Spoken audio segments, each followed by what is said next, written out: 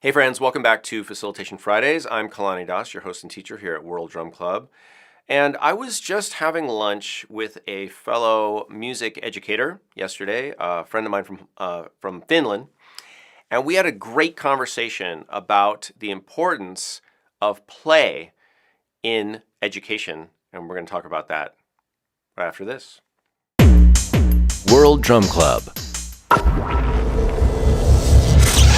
So we all know that playing music starts with play and then goes to ing and then to music. But I want to visit this topic because I was talking with my colleague from Finland. She does a lot of training of teachers, and we were talking about how we've really come to this point in our society, at least in Western culture I'm more familiar with, where we've separated everything into its own track, its own category. So instead of having creative playtime, let's say, for children, I'm going to talk about children right now. So let's just imagine preschool and early childhood education, primary school. The importance of play and how play, the spirit of education has really lost its connection with play, which is really at the core and the heart of the way children learn. And I would argue the way we learn throughout our lifetime. But let's just keep it to children's education for the moment. Karl Orff said a child's work is his play, right? Now, however you want to say that, I think we can all understand. And we can see from the way children learn that they learn through playing. So what is playing?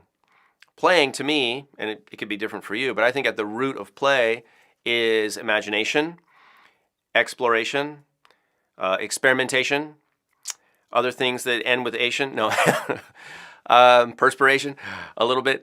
Play is really unleashing your imagination and trying different things with different things, combining objects. I mean, this is how humans have actually evolved throughout the ages. This is what technology is. It's taking A and taking B, and nobody's thought of combining A, B together before and making a new thing at the core.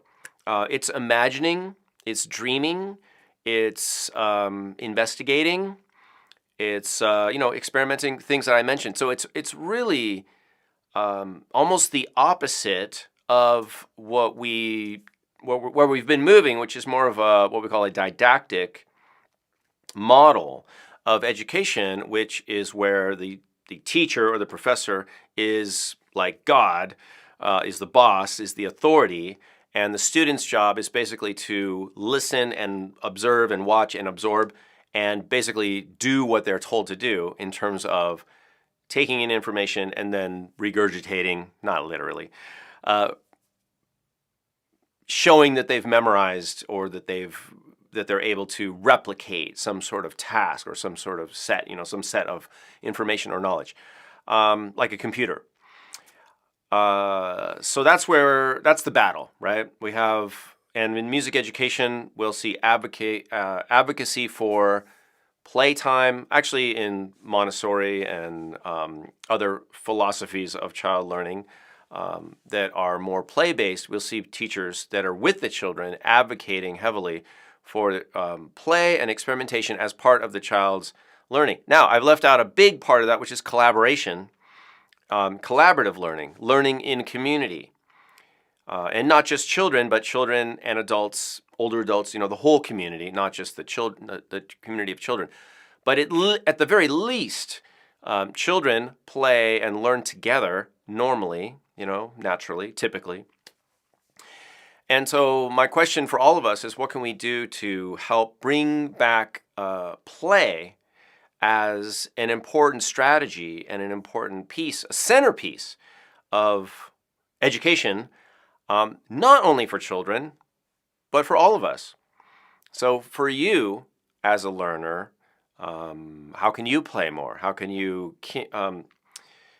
develop the spirit of play and also your capacity for play?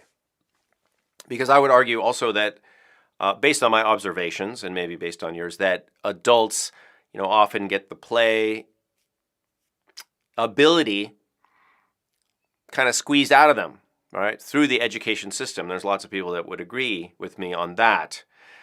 So our work as adults is to figure out how can we regain that.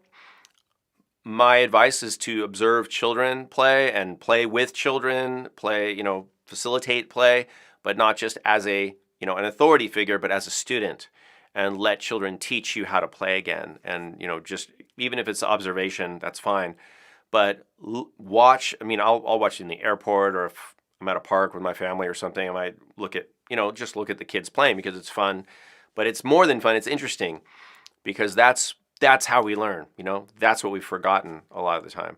So I would say if you're a teacher, if you're working with children, or you're a facilitator working with children, you want to start off with playfulness. In other words, letting children self-direct, self-guide, make their own choices, and then help. Just be helpful. Don't try to direct or control. And that philosophy is part of the developmental community music philosophy, which involves inclusion and cooperation and appreciation. That's how I teach facilitation. That's sort of the core philosophy, is we're there to help people play. And if you look at the word facilitate, it actually means to make something easier. So you want to make people's play easier, right? Not replace the play with information and directions and tasks. So we can get into this a lot later. If you want to know a little more about that philosophy, the developmental community music approach, you can check out this book, Together in Rhythm. That has a lot of information about that philosophy. But let's just summarize with the idea that childhood education, especially in the arts, and going back to what I said earlier, we've separated out music, graphic art, dance, drama, etc. We need to support play in that area in children's education. We also need to reintegrate all of those elements, because children don't just play and just do music. They don't do that. It's always combined with usually imagination, drama, role play, pantomime. It involves things, other tools. It often involves art making, even if it's in the sand or the mud or on the wall. So art, it involves the whole spectrum of arts, of creativity. All right, the whole thing, all the colors in the rainbow.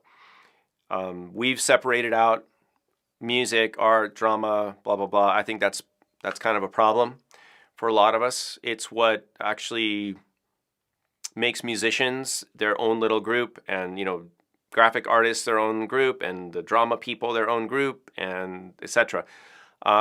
Which I think we need to undo that a little bit. We need to unwind that a little and have more crossover, because that's helpful for all of us.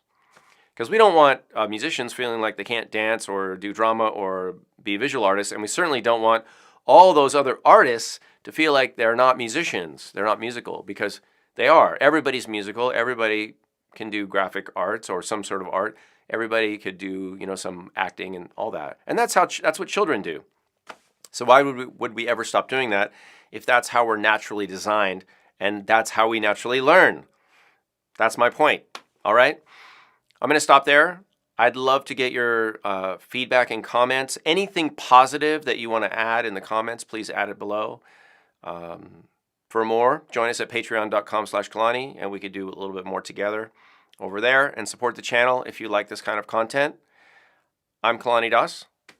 This has been another episode of Facilitation Fridays. Thank you for watching. I'll see you in a future episode.